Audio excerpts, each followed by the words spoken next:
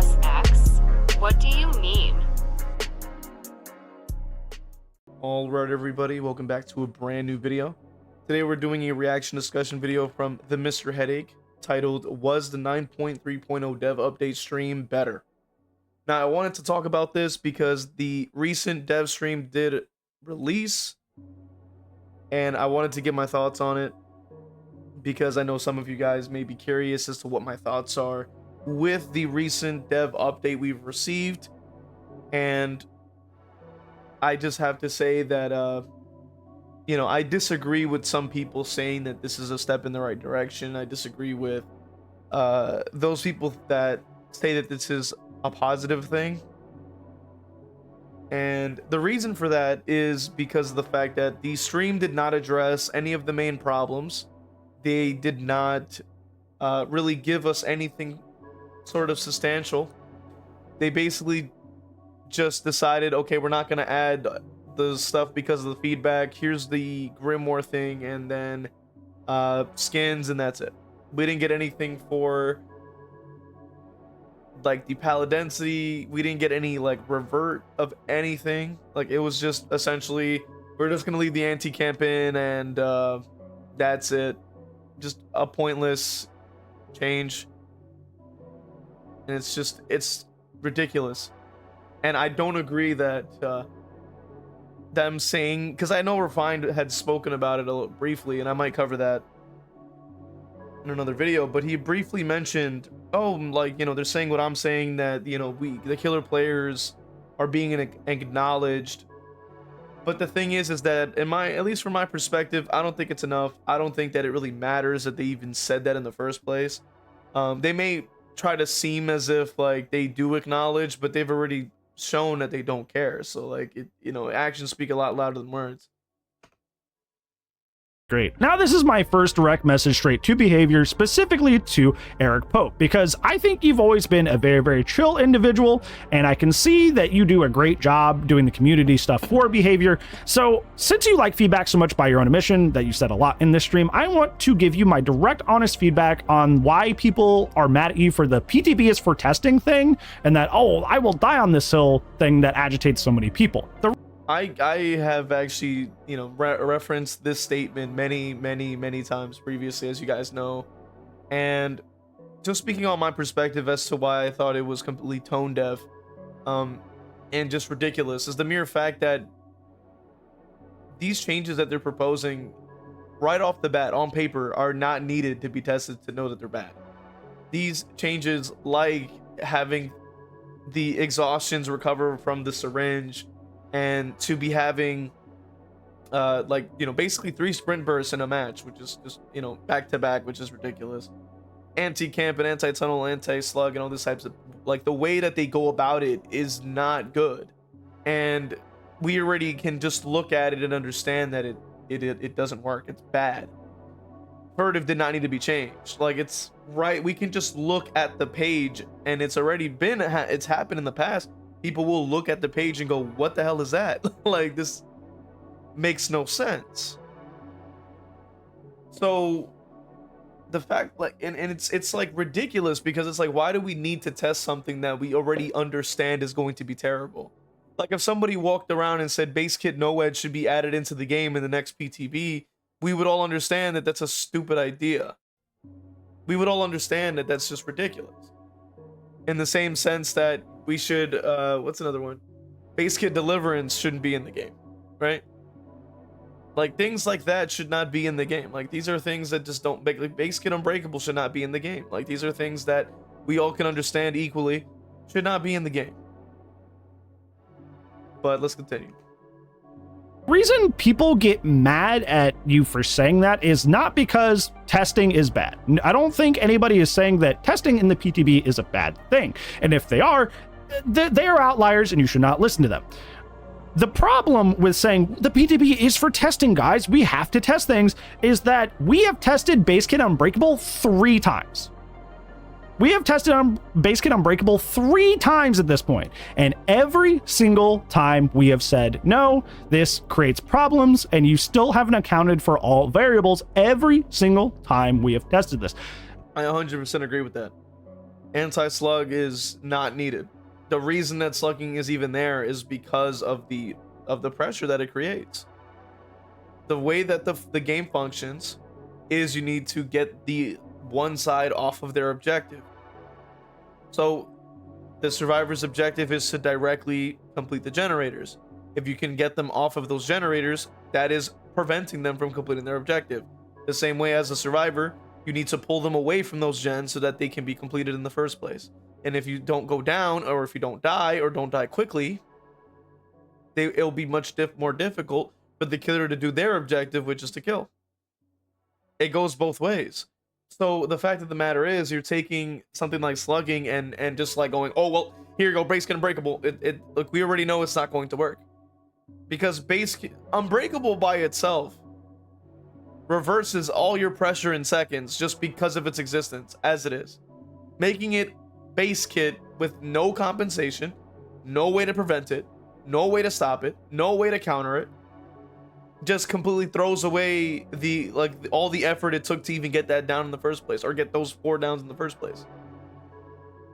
And it's devastating against lower tier killers that have 0 opportunities to do that on a consistent basis. So when they can, and you take that away immediately with the existence of just unbreakable, already feels terrible to go up against, and it's going to be even more terrible to face every single match. And this is the second time that we have tested aggressive anti-tunnel, and this one came back to back with the last one from the Crosshair chapter. The problem is not that we have an issue with testing things in the PTB, it's that we have tested this over and over and over and over again. We keep saying no. I know, like, the skits at the beginning of the video are mostly just for humor and entertainment, to make, you know, light of otherwise a mostly negative video that's coming after it. But I mean, like, it's right, isn't it? Like, you can't keep saying that, guys, we really got to test stuff. It's like, we did. We have already tested this. We already didn't like it. We already said no. And you can't just, like, take it into the back, change it up a little bit, re-present it to us and go, oh, well, now we got to test it again. The problem, I think, is that because of the way that they decide to balance their game is only data-based. And we've seen that in the past previously. They would have just nerfed killer perks because, oh, they're just used a lot, so nerf. And it's like, why? Even back then I asked, why are we not looking at why these are selected all the time? Why are we not looking for the nuance? Why are we not understanding why slowdown is so common? The main problem has always been the gen speed, and it continues to be the gen speed. So why are we not addressing the gen speed? Why are we not addressing the progressions? Why are we not addressing gen's progression stacking? Why are we not addressing toolboxes? Why are we not addressing the hooks? Like, why are we not addressing any of these things? Buffing Ruin is still not going to do anything. It's still a totem. It gets destroyed in seconds. It doesn't matter how high you make the progression. It still gets destroyed. Like, it doesn't allow you to comfortably go through the map and 12 hook everybody. You just can't. There is no time. The gens are too fast. Across the board, everybody says it. The gens are extremely efficient. People are consistently now getting 2 gens done before they could even get the first down. They're spawning on top of gens, which means that the killer spawns in and is already, there's 1%, 2%, 3%, 4% on multiple gens at each second that passes. So regardless of where the killer is, how, and especially if they can't teleport, dash, run, sprint, hop, fly, like they can't do anything. Like Skull Merchant, Ghostface, Trapper, Pig, you name it, that's more than 15-20% of the gen by the time they can even find somebody, or by the time they can get over there, because they spawn on top of gens. The spawn changes did nothing for that. We already understand that. Every second that passes is 1% of the gen. It's just how it works.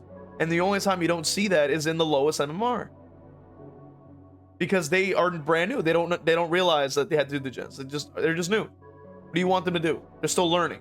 Like, and that is also a side effect of the tutorial being bad. So the fact of the matter is, like, I agree with MrHeadache here. I don't think anybody has a problem with testing. I think all of us have a problem with what is being tested in the first place. These are not good ideas. These are terrible. There's so many other great ideas out there, and we're choosing this because, oh, we want to handhold survivors because they aren't installing. Like, okay. They clearly, and it makes no sense to do so because you lose. You're trying to account for, oh, survivors only, but you don't even care about killer players either. When probably both of those kinds of players are going to be installing anyway.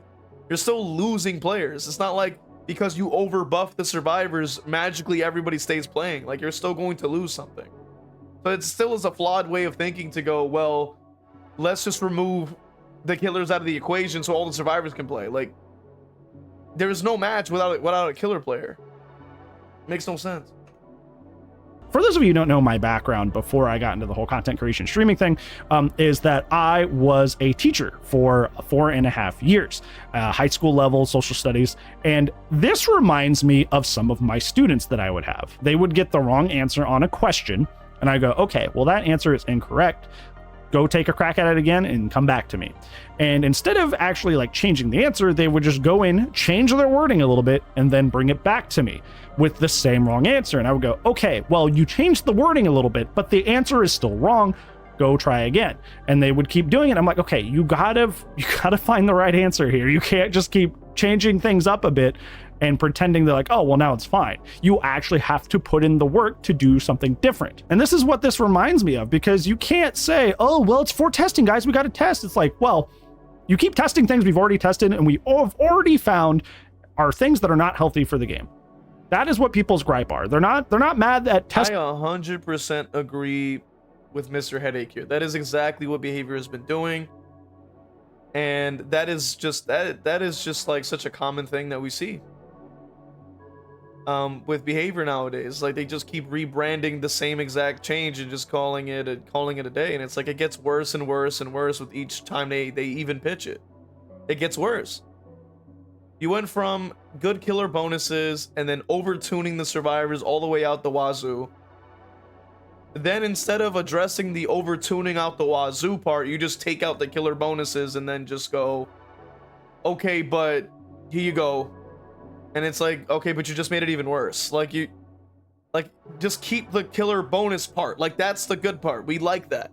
Give people a choice. Give people an option to decide, do I want the extra slowdown, the aura reading, and the speed, or do I not? Leave it at that. Killer's already got enough questions they have to answer as it is. At least make that an option. Then they wanted to add on the, oh, but you can only hook this amount of times and then you're locked out. And it's like, why are we doing that? Then we remove that part, but then it's still, oh, here's bloodlust, which doesn't affect any killers that in a meaningful way. Congratulations, useless. But we also took out the stupid ass elusive thing, sort of, right, with the whole lack of collision thing, which is so stupid. But then you still have the dumbass aura reading. You still have the like insanely high amounts of endurance, and you still have on top of the endurance, mind you, the haste as well. And then on top of that, you're also making it so that the killer doesn't have any agency in that sense.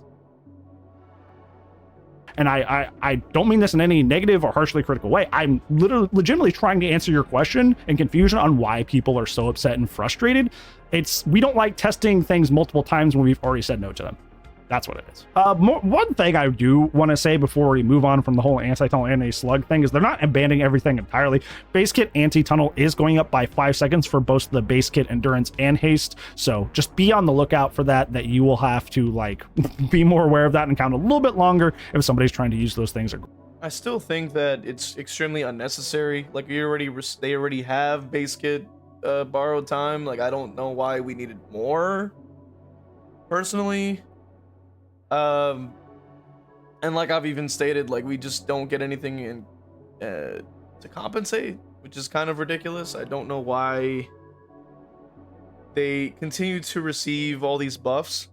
Now, mind you, once this goes through, now it only just provides even more evidence that the hand holding is still consistent, and it even provides even more evidence that they are continuously getting buffed over and over and over again, ad nauseum at this point. So, because keep in mind, right, in the past they've gotten base kit borrowed time, base kit reassurance, and we also now have base kit borrowed time extra.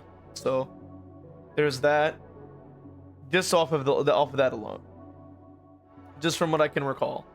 So that's already, and then I already listed off a bunch more, but in the previous video, but that's already like 3 now. So just keep that in mind. That's already 3 now. So. Wrestling in your face. And now I get to probably like the most positive part of this dev stream is that behavior's actually listening, which is, considering our 2025 track record, I'm pleasantly surprised. They have flipped the script and are now saying that the new player experience is the problem, not the survivor role needing blanket buffs. It's that right there, what Mr. Headache is talking about, is exactly what we've been discussing time and time again. And I'm glad that finally it's getting through their thick skulls that it's like, yeah, it's the new player experience that is the issue. Fix the tutorial, teaching people how to play the game. There are people here with like thousands upon thousands of hours that literally have zero idea what the hell they're doing. Believe it or not, I mean, there are people that play Survivor even nowadays that have thousands. We're talking even like 10,000 even potentially, if I'm not mistaken. And they still are completely lost and confused. Their MMR is still in dog water, and you're like, whoa, like this is kind of crazy. And it's like, if you teach people, at least give them a way to learn how to play the game, it would do a lot more than trying to buff and buff and buff for no reason. Like, it's just not going to help them, because if they don't know what they're doing, they're not going to be able to even use these changes. And I've even noticed this in which I spoke about previously in a 2v8 video. And the fact of the matter is, like, you had this comeback mechanic, but when I was on the team, when they were getting steamrolled, they didn't do any gens. So that little extra speed they got did absolutely nothing, because they didn't even get on the gens in the first place. So what does that really tell you, right? That only will buff up the people who know what they're doing, and that is not what they should be trying to balance around. like a lot of us have been saying this all year, and finally they said it themselves on the dev stream. They are going to be doing this mostly in 2 ways. They're going to be adjusting MMR to more accurately track what a win means, something that has been a criticism of the MMR system since it's come out, and they're going to be improving the way at which they teach new players to play the game. I assume this means improving the tutorials and such. This is also something we have been saying for years, and they are saying it themselves finally. My only concern, obviously, is the mere fact that they're probably not going to do much in terms of actually fixing that issue or trying to properly address the issue and stuff like that. That's just my biggest concern. That is just my biggest concern, I think, is the fact that they say this, but then it literally doesn't lead to anything else. And that's been consistent with what behavior usually does.